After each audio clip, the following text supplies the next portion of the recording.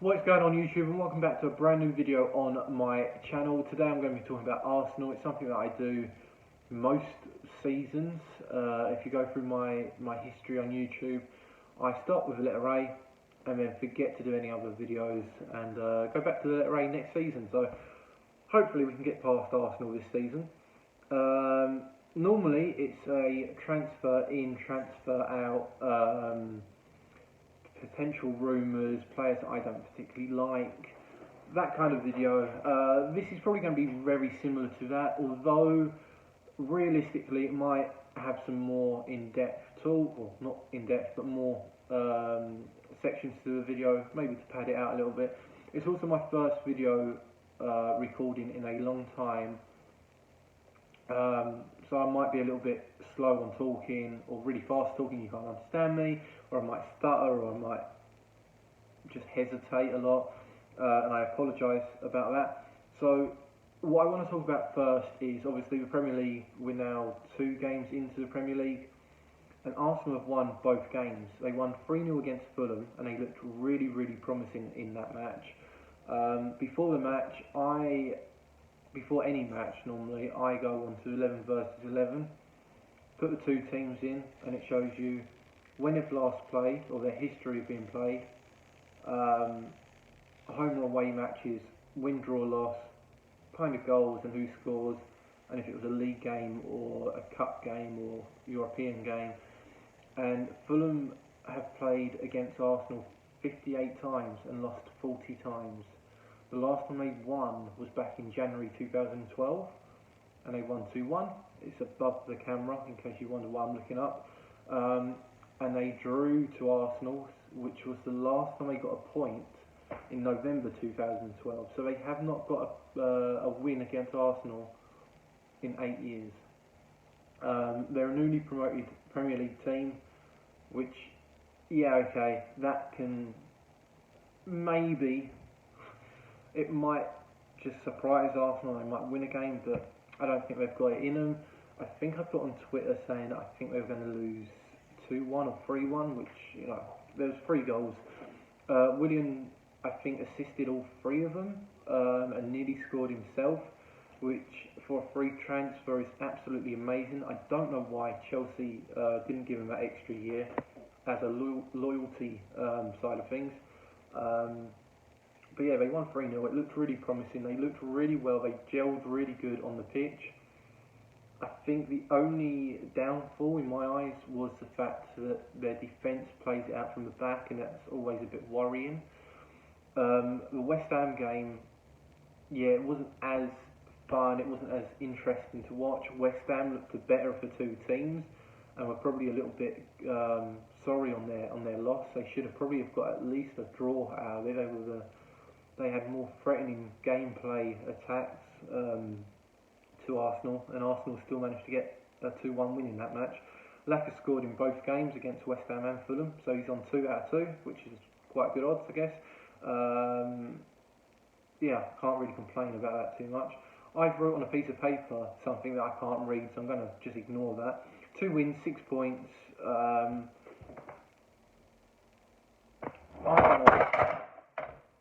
What was that? I don't know what that says. I'm going to ignore that little note. 2 wins, 6 points. They've scored 5, let in 1, which is still really good. It's almost like what Arsenal would have been like 10 years ago, when they were 4th place for half a season, or 1st for half a season, and just dropped down, and just, yeah, 6 points. I can honestly see them potentially finishing 5th if they carry on like this. I don't think they've got it in them to go any higher, but if they finish 4th, that would be a really good season for Arsenal. I know it's a joke from years ago, 4th, but all the teams around them, realistically, Chelsea, Liverpool and Man City should be the top 3 teams this year. And then you've obviously got Leicester, Man United, Arsenal. Wolves could potentially be up there still. Tottenham are up there. There's 4 or 5 teams all battling it out for almost 1 spot nowadays. So yeah, it'll be interesting to see what that's going to end off like. What I normally do on my videos, especially with Arsenal, is talk about players in and out, and players potentially rumoured to be linked with a move, and players that I think should leave, or what I'm surprised it hasn't happened yet, which would be, for example, Ozil. How the hell has he not left the club yet? He's not played for a long time. Let's go on Wikipedia. He's apparently the fourth captain still. He's the number 10 spot, which surely was a player that wants the number 10 that will actually play. He played 18 times last year. That's like half the season. He scored one, assisted one. Got 2 yellow cards? No, that's league games. Ignore that. Yeah, so he scored one and assisted one.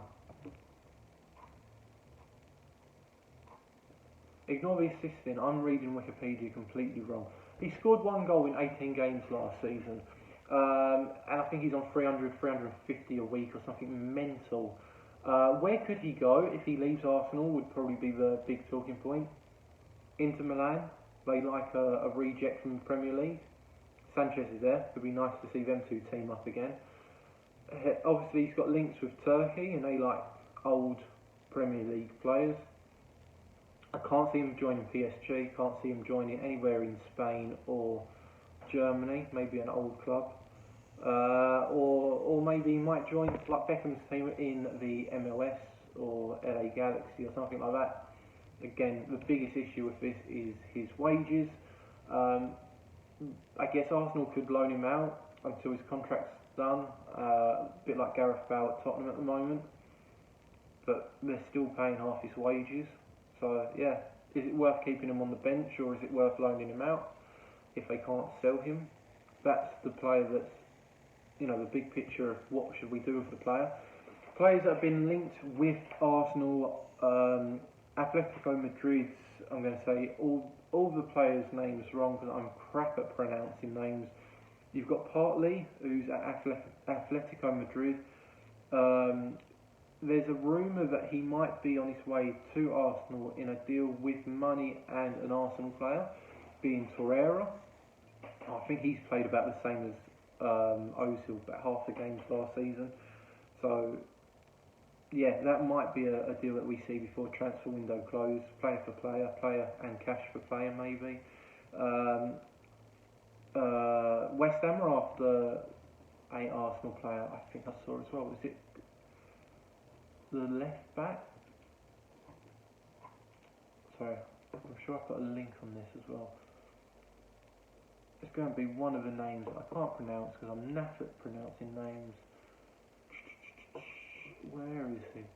Kolasinac? The left back, centre back. Left back. He's been linked with that, but then West Ham have got Cresswell, and I think Cresswell is a better player than him in my eyes. If you don't agree, then you can argue that in the comment section below. Go on, give me some comments, that'd be great. And I think there's a guy from France that he's after as well. He's like an attacking midfielder that's really good. Aurora? Aouar. I tend to sign him a lot on Football Manager, and he plays pretty well for me. So if you go by Football Manager stats, then yeah, he's probably a good player.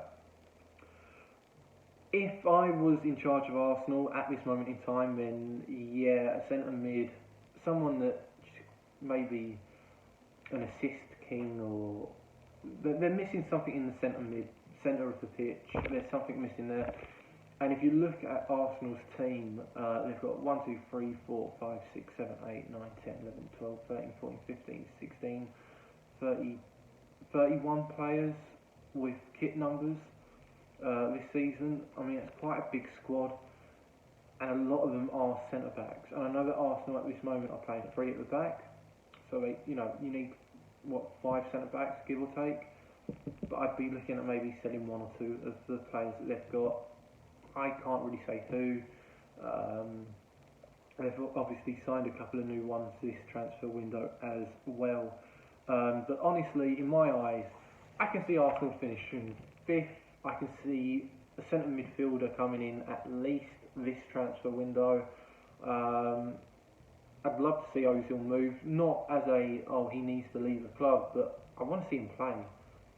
Look at him. I think he was like up there with like the most assists in the Premier League or near to it, and he's a very good player, but I think the money's got to him a little bit, and I think he's just got a bit bored in his. I don't think he's even that old. I think he's about 31. I'm going to say he's got bored in his old age, but how old is Ozil? 31. 32 next month. We could see him go back to Germany, maybe, I don't know. But yeah, I'd like to see something happen. This season, it's going to be a weird one because of COVID. I don't even know if you can say that on YouTube. There's a lot of YouTubers saying that it's a word that you can't mention. But yeah, Arsenal being the first team alphabetically, that's why I've done this video like Arsenal, I always do. Transfers in and out. There's not a huge amount of transfer rumours, I guess. There's probably a load that I've missed out. But the two that stand out the most are the two that I've mentioned, in and out players. There's only been 2 matches so far this season. They've got a really good. The thing is, and overall, Arsenal have got a very, very good team. They're just missing a few players in the middle of the squad, or even in the starting 11, and then the squad. They've got a very, very good team.